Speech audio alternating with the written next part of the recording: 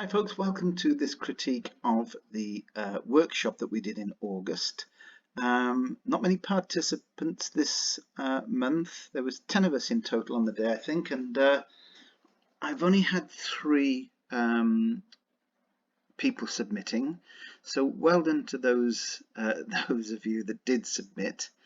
And we're starting here with Christine's. And of course, it was the Shepherd's Bridge in a sort of semi-abstract style file. And the first thing probably, I would say, Chris, it's great layout and there's some very nice brushwork in here. I like the way that you've kept an area down here of just vertical, played off very cleverly, I think.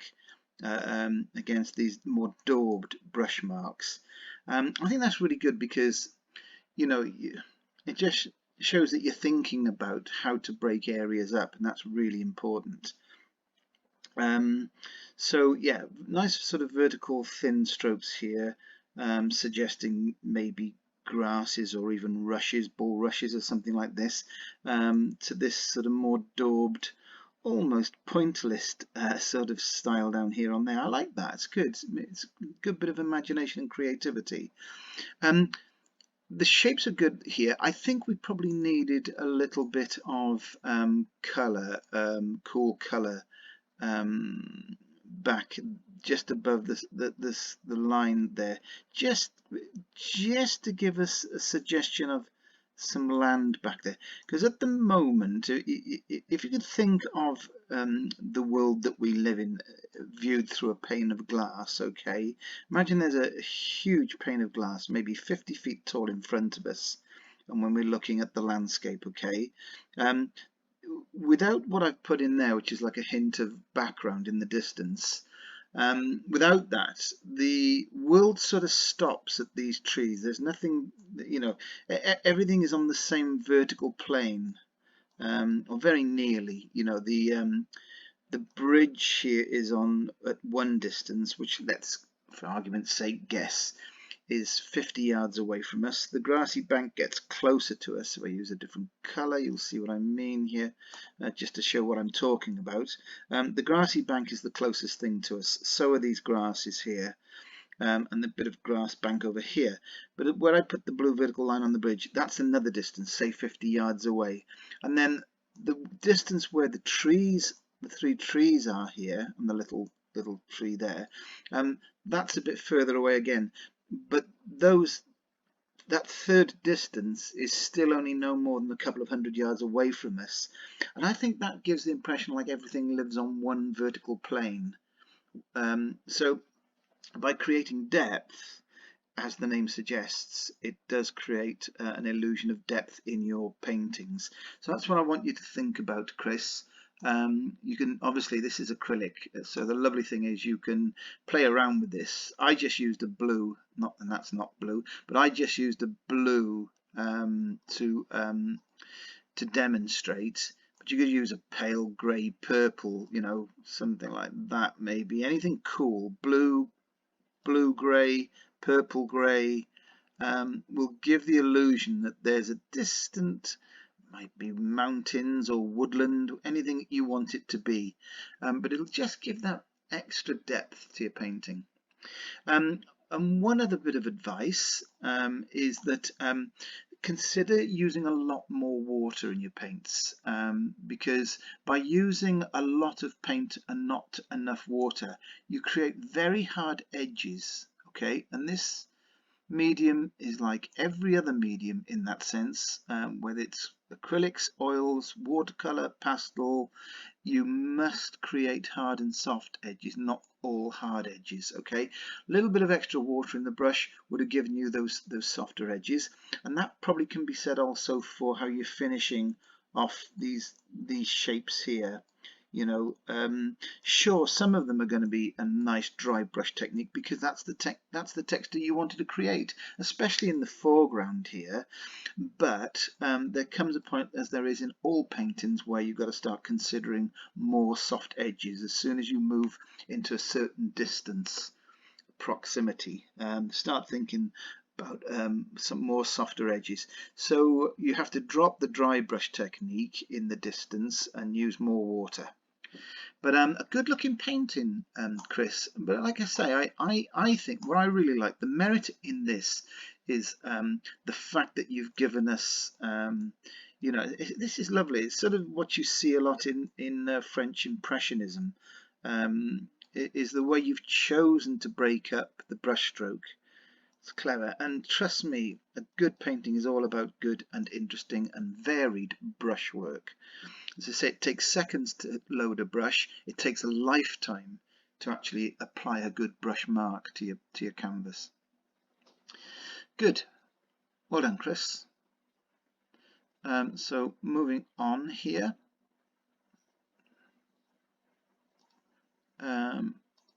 We have the second one up of our 3, and that's Gwen's.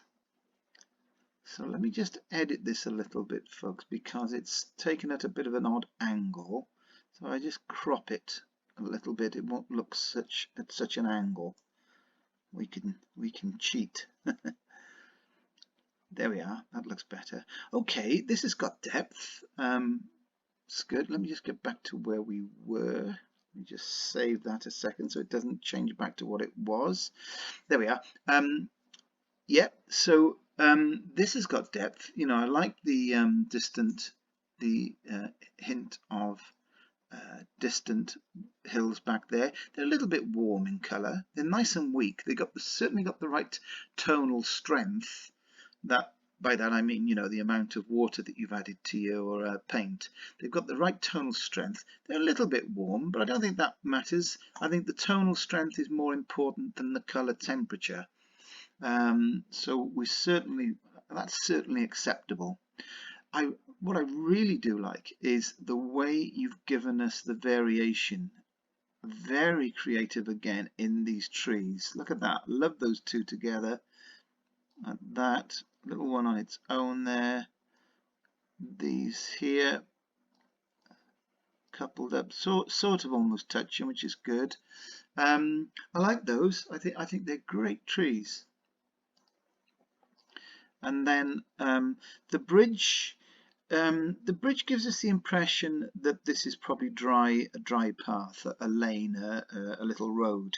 You know, for water, for the effects of water, I'd sort of expect to see some vertical brushwork and some colour that resembles the sky. So if you put the colours in here that resemble the sky and then gave us some, I don't think I can get the exact sky colour here, but it's not a million miles off something like that. If you had that sky color here, like this, and then you smudged some of the you know, the greens down or off the bridge. If you smudged some of those, doesn't look great because I've got the wrong color, but if you smudge some of those things down, you'd get the effect of water. Okay, now forgive me if you decided I don't want to paint water. I was never intended to paint water, and it was meant to actually be a little footpath that goes under the bridge. Then you've certainly accomplished that, Gwen. You know, so you know, you just bear that in mind. I can only sort of judge it on what we were, you know, what we were aiming to do on the day, which was create a bridge over water. But good textural work again here in the grassy banks, and I think, yeah, all in all, good brushwork, and the tones are okay. There may be a little too much dark in here, and that may be the acrylic paint catching you out. It certainly catches me out to this day still, and I've been painting in acrylics for quite a long time. But colours will darken a day later, so what you think is quite a pale value looks a lot darker the next day. Overall, I think you've got a really good paint in there, Gwen. I like the shapes you've made. Yeah, good, well done. And then finally, our third is Pennies, and I've got to say I love this. I think this is beautiful. I just love the palette you've used. I'm big fan of the blue greens, the turquoises. It's not just that though. I think you've rendered the paint really well. Your variation in brush mark, as I said a moment ago, it takes seconds to load a brush. It takes a lifetime to make a good brush mark. Trees in the background are beautiful, and I like the way you've given us a slightly warmed sky, which is juxtaposed and complementary to the warmer colours in the painting. You know, that's just beautiful. I wanted to pick up a different colour then. Bear with me a second. Yeah, I just love the fact that your sky is a bit warmer, and there's some great depth here. There really is some great depth here.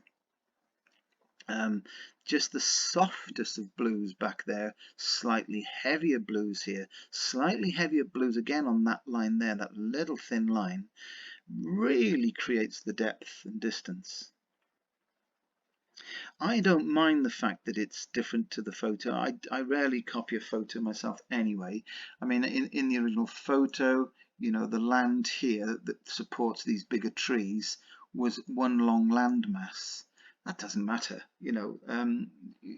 If you forfeit something from your reference image for good reason, then nobody can argue against that. This is good. This looks good, and it's only because I know that that's what the scene looked like before I saw your painting here, Penny, that I'm bringing that up. I think the bridge is beautifully done. It's got that rich, dark warmth, and again, that's in juxtaposition to all those cools in the midground and background. And then, of course, we warm up the foreground here as we would to bring it all forward. I think that's a very, very good painting. Good brushwork, as I say. Maybe you're borderline overdoing it here, but I'd have to be cruel to if I was to mark it down on that basis. I think that would be churlish and cruel of me to do so. No, the more I look at it, the more it grows on me. This is how we develop. This is how we improve. We do things like this, you know, as I mentioned about Chris's work, the cleverness, the thought and sensitivity that goes into the fact that this bridge requires this sort of brush mark, this foreground requires a different brush mark. It's this one here that we see. Yeah, that's a really beautiful painting, Penny. I hope that you've considered framing this if you haven't already, and perhaps even offering it into a show if COVID ever allows us to get back into that type of thing. Yeah, well done you. That's lovely. Okay, folks, well done to the three of you for submitting. I'm sure it'll be really appreciated by everybody, and yeah, we can all take notes and benefit from these critiques. So thanks again to Chris, Penny and Gwen, and I look forward to seeing you at the next critique.